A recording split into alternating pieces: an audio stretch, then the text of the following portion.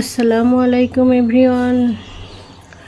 মাহে রমজানের রান্না করতেছি। আজকের রান্না আলু বেগুন দিয়ে ডিম ভুনা করতেছি। আলু বেগুনগুলো ভালোভাবে মশলা দিয়ে আমি কষে নিলাম। আগে থেকেই সিদ্ধ করা ডিম এইভাবে কেটে আলু বেগুনের সঙ্গে একটু কষিয়ে নিচ্ছি। কষানো শেষ। ডিমের কুসুমগুলো আমি এরকমই রেখেছি, সাদা অংশগুলো ভেঙে ভেঙে দিয়েছি। এখন এর মধ্যে আমি ঝোল দিয়ে দিলাম ঝোল। এই তো ঝোলটা গাঢ় হওয়া অপেক্ষা করব। এই তো ঝোলটা আমার গাঢ় হয়েছে, নামিয়ে নিলাম। আলু বেগুন দিয়ে ডিম ভুনা কেমন হয়েছে রান্নাটা সবাই কমেন্টে জানাবেন। শুভ রমজান মাস।